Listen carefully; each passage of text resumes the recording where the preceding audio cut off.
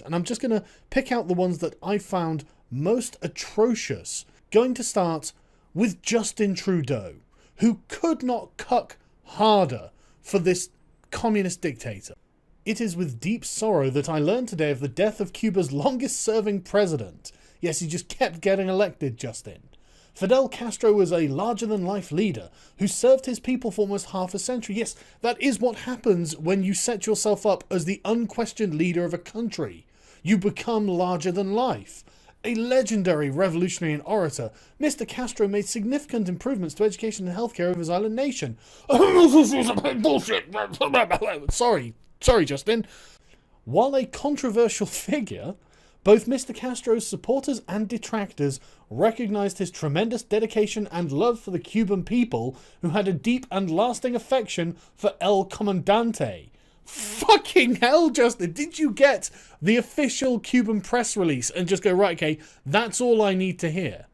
I know my father was very proud to call him a friend, and I had the opportunity to meet Fidel when my father passed away. It was also a real honor to meet his 3 sons and brother, President Raul Castro, during my recent visit to Cuba. Presumably you think it was right after his elections, Justin. On behalf of all Canadians, Sophie and I offer our deepest condolences to the family, friends, and many, many supporters of Mr. Castro. We're not going to talk about his infinitely larger number of enemies, though. Fucking... We today join the Cuban people today in mourning the loss of this remarkable leader. My God, Justin. You are just... I've never seen a man prostrate himself with words to such a degree. It's no wonder that you have spawned a trending hashtag called Trudeau Eulogies, in which people decide to parody your eulogy of a brutal dictator using other brutal dictators through history to make you try and make you understand just how much of a fucking retard you are.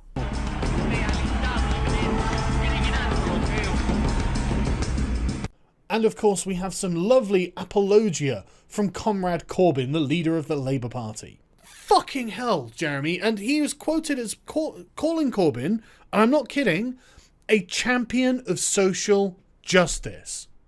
If that is what a champion of social justice looks like to you, Jeremy, I can guarantee to you, you will find in me a lifelong enemy, and that's only because I personally care about human rights.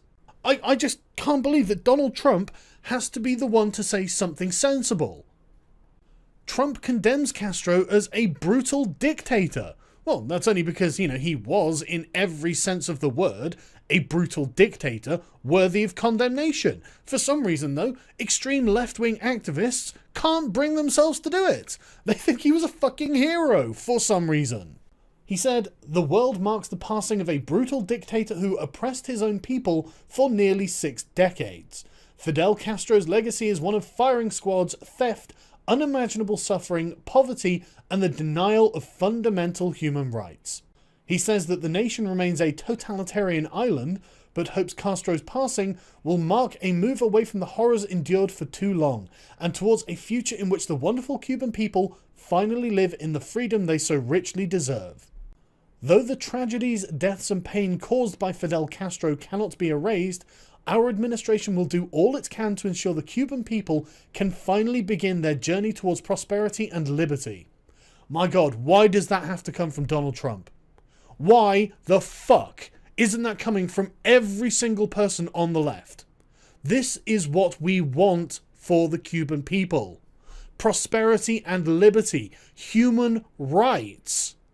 And Donald Trump is the only world leader to come out categorically and say that Castro was a fucking monster who didn't care about liberal values and was in fact directly opposed to them, and Castro's death marks a milestone in the struggle towards freedom and liberty for an oppressed people.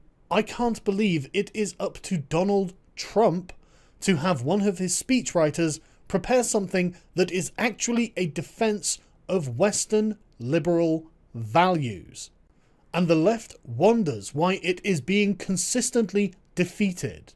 The answer is their Marxist sympathies.